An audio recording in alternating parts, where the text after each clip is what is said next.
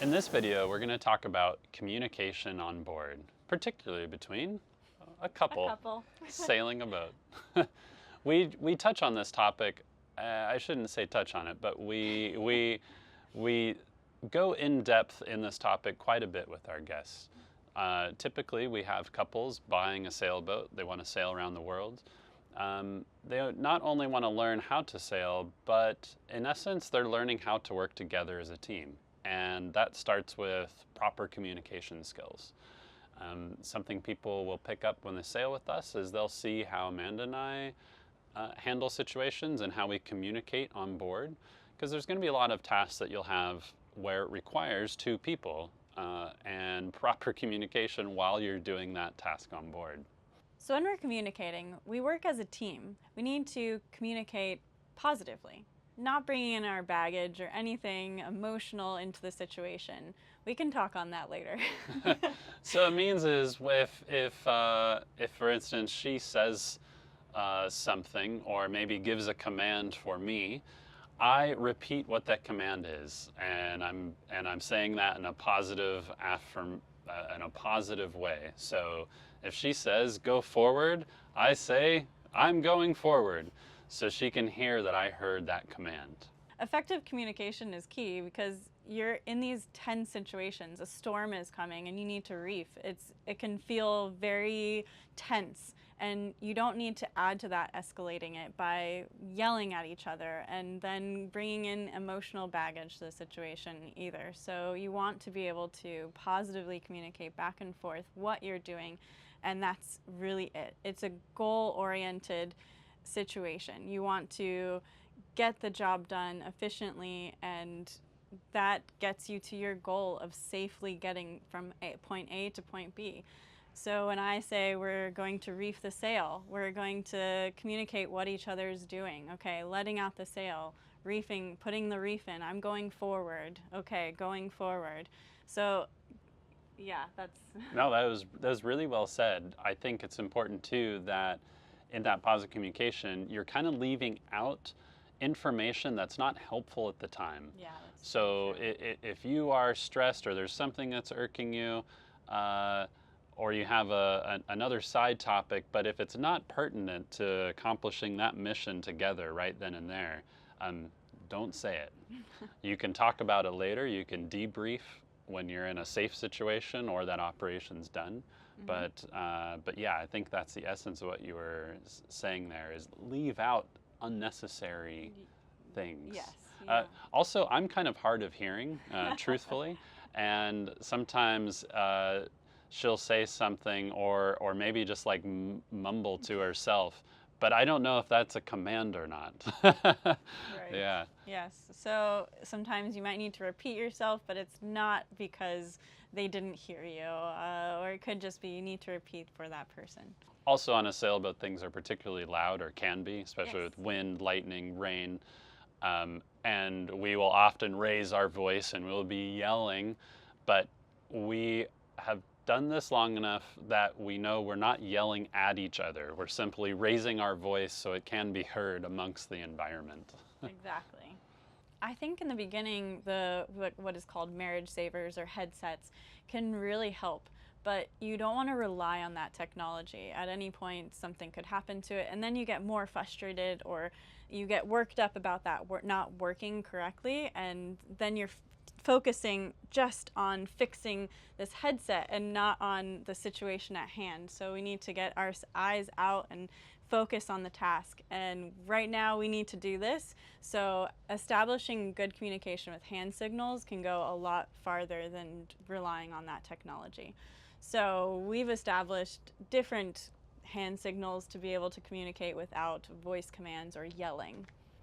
Yeah, and that's really useful in situations when we're anchoring or doing other tasks, that these hand signals that we've used and talked about prior, we can now effectively communicate across the boat without using our voice, which is quite helpful in a lot of times. And like you said, I think the headsets for communication are maybe helpful for a new couple sailing, and that as they're learning those hand signals, they can kind of ad-lib some new commands via the headsets. Or I guess there could be more communication across the headsets. But yeah, as you say, I think it is important that you work on those hand signals while using the headsets, and eventually you take away the headsets. And as you get to know your boat and you get to know your jobs, the headsets are another communication, they're another electronics that ultimately will fail. And you want to be able to effectively sail your boat without them. Exactly. Yeah. There's one other thing we find very important when you're first learning your boat and learning how to communicate with each other is switching roles. So in other words, there's tasks on board where one person might always do one thing and the other might do, the other. We think it's important that every so often you switch those roles. An example here would be anchoring. There's usually one person at the bow handling the windlass, and then there's one person at the helm driving the boat. Every time before we pick up anchor, we say, hey, what do you want to do today? And if we've been doing that one task for a long time, we force ourselves, hey, let's switch roles. So it's really helpful when we switch those roles, because we get a new perspective for what that person goes through when they're doing that job. When you gain those perspectives, now when you go back to the other job, you can better understand what that person is going through, or maybe what challenges there are in that area that you didn't know existed before. Effective communication can really help your sailing experience, whether it's positive or negative. It can change your whole day or your whole time on the water. And you'd rather be able to communicate positively and effectively and sail away into the sunset. With a smile on your face. What is the antithesis of for us, for Amanda and I, switching roles? Yes, and we do switch roles. I do think it's still necessary to switch roles, but when it's a heated moment or things get intense, we're going to go back to those roles that we are particularly good at or better at than the other. So we'll lean heavily, like Darren is a good driver, so he's really good on the helm, or docking, he's much better at moving the boat into tight spaces. So I think what you're saying is play to your strengths in a situation that is particularly intense or needs the best of both of you. Yes, definitely. So some of the typical roles that we have on board, I think it just comes from my background. I'm particularly good at driving things, whether it be race cars, airplanes, trucks, and boats just fall right into it. So if there's a tense driving moment for the boat, I generally handle that. Yes, and then I typically handle docking with getting all the fenders ready, the lines ready, kind of moving the boat, or physically, even though that might not be a typical task, as we say for females.